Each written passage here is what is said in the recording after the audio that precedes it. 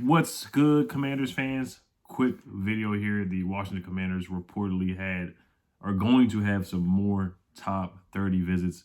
We already know they're meeting with Chris Olave on Thursday, and they're also going to meet with John Metchie, the wide receiver out of Alabama. They're also heavily interested in Isaiah Spiller, running back out of Texas A&M. That one caught my eye. That is per Aaron Wilson, NFL beat reporter.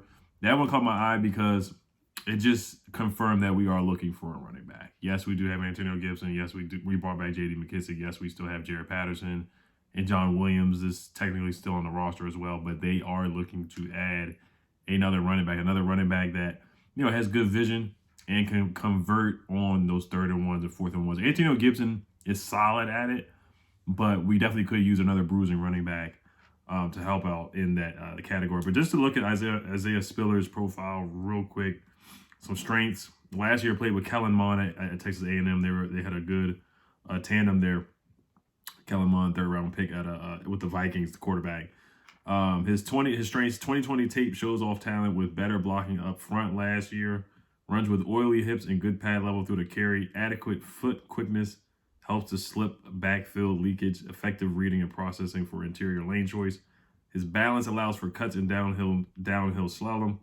Able to recalibrate his run in the face of sudden roadblocks, toggles between patient and urgent when needed, lateral acceleration to successfully bounce runs wide, uninhibited to make sharp backside cuts, elusive on second and third levels. That's what I did see. He is a bruiser. He breaks a lot of tackles, was second team All SEC last season. You look at the numbers that he put up as well.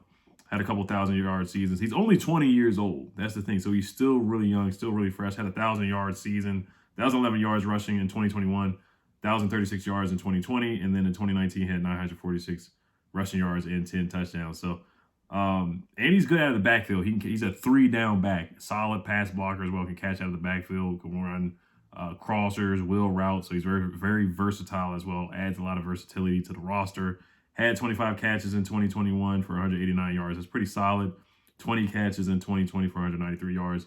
In 2019, he had 29 catches for 203 yards. So he's elusive, strong guy, looking for contact, breaks a lot of tackles. Doesn't have top end speed, had a 30-inch vertical jump, which is not great. And then on his pro day, he ran a 4.6 40-yard dash, which I don't take too much stock in the 40-yard dash, but it kind of shows that he doesn't have that top end breakaway speed. But for what we're looking for a 1-2 punch with Antonio Gibson, a bruiser that can come in on third down. J.D. McKissick would be in there. Of course, J.D. McKissick is our versatile pass-catching third down back. Antonio Gibson can catch out the backfield too, but, Ron loves versatility. Scott Turner, he wants guys that can catch out of the backfield. Isaiah Spiller would definitely fit that build. So, and he's dominated the SEC for 3 years. But his weaknesses, running style lacks tempo, rhythm at times, less decisive. He does dance around in the backfield a little too much. That can get him in trouble. They also say has average vision when run is spilled wide. So that's just some of the things that Isaiah Spiller needs to work on. But I would like him here. I mean, I wouldn't mind. Maybe he's 6'1", 215 pounds. So I wouldn't mind him. We don't have a third round pick.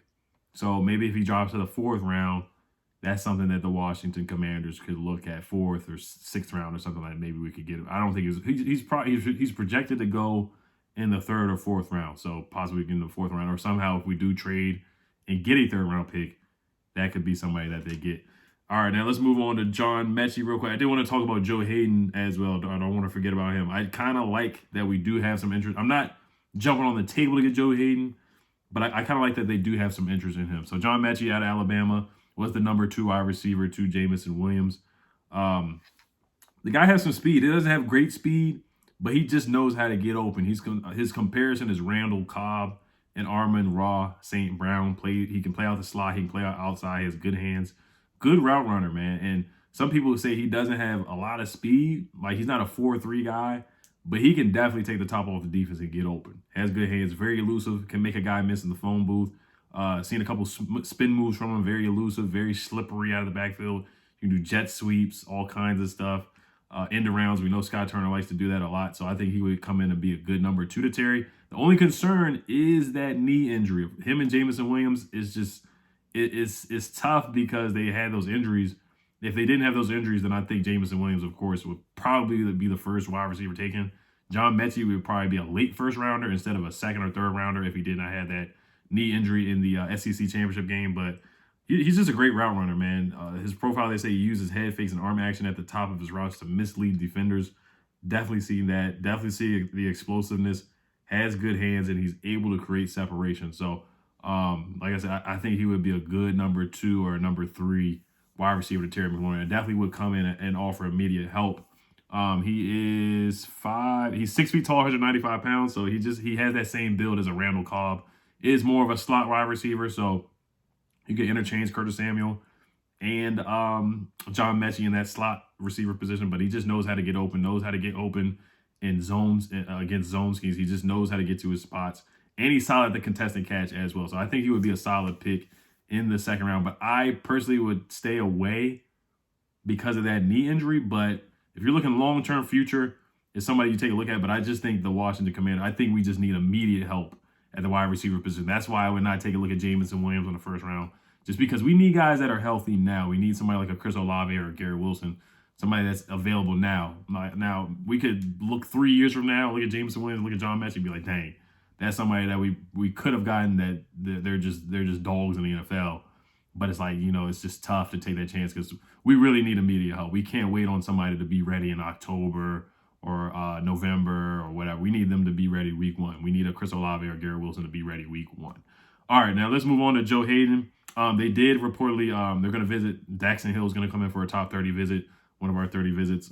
So they're super important. They're important, but at the same time, you don't want to take too much stock in the visits because there's a lot of times where they draft, we've heard where people haven't gotten a phone call, they haven't met with any of these teams, and they get drafted by that team. So we'll see how these visits go and if that does translate to one of these guys getting drafted in pickup. So this is a rumor that the Washington Commanders are interested and going to check on Joe Haden from the Steelers. He is from PG County, Maryland, went to Friendly High School as well. Went to Florida, played for the Steelers, made the Pro Bowl a couple of times. Now, he is 32 years old, and there is the rumor that we did check on. Actually, that's not a rumor. It is a fact that the Commanders did check in on Patrick Peterson from the Vikings, another older cornerback. But looking at our corners, you got Will Jack. You're paying Will Jack. You're paying Kendall Fuller. You drafted Ben St. Juice. We don't really have much of a slot corner. We got Danny Johnson, but we definitely need to add somebody. Could we add somebody in the draft? They were at Derek Stingley's combine, but you look at the numbers from Joe Haden, and Joe Haden, he has gotten slower. He's not that same guy that he was. He's just not that same guy. There have been some times where some receivers have burned him and ran right past him, but he's still a solid tackler for them. He's a vocal leader for them, for the Steelers last year. But he's been pretty solid, pretty durable. He played 12 games last year. You look at his advanced numbers, and he allowed 100 quarterback rating, which is not good at all, and a 60% completion percentage as well, which is pretty average. But the year before in 2020, he had a solid year. Only gave up 50%, only gave up a 50% completion percentage, and a quarterback rating of 75.9. Now, like I said, he's reportedly has said in interviews that he does not want to transition to a slot corner or to a safety. Remember when D'Angelo Hall got slower, we transitioned him into a safety. So Joe Haden still wants to play on the outside. So he is an outside corner, can play in his own scheme, can play in a man scheme, and he can as well. So he's versatile as well. So I wouldn't mind the pickup. Maybe a 1 year, $4 million deal or something like that. Patrick Peterson signed a 1 year, $4 million deal. So I think that wouldn't hurt. And you could always add depth. You can never have too many cornerbacks. Ben St. Juice had a concussion. Will Jack missed a couple games. Kendall Fuller's been pretty solid and durable. We had Torrey McTyer out there at one point last year. He got injured on the last play of the game towards ACL. So you can never have too many cornerbacks, and he would provide a veteran presence. He's a local guy as well, which doesn't hurt at all.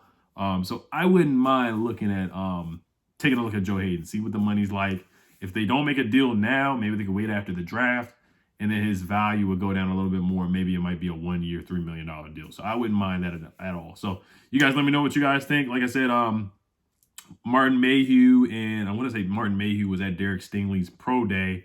Probably talk about that tomorrow a little bit if nothing else happens. But Derek Stingley, he ran a 4.37. So if he does drop to 11, it's definitely somebody that you got to consider at 11. Personally, I would rather go offense. But though there's a few defensive guys that, if they do drop to 11, You got to think about it. So, and he hasn't played many games in the last 2 seasons. His freshman year was incredible. It was a shutdown corner, but the injuries are a concern. But his athleticism does jump off the chart. So, all right, you guys let me know what you guys think. Hail to the Commanders. Peace.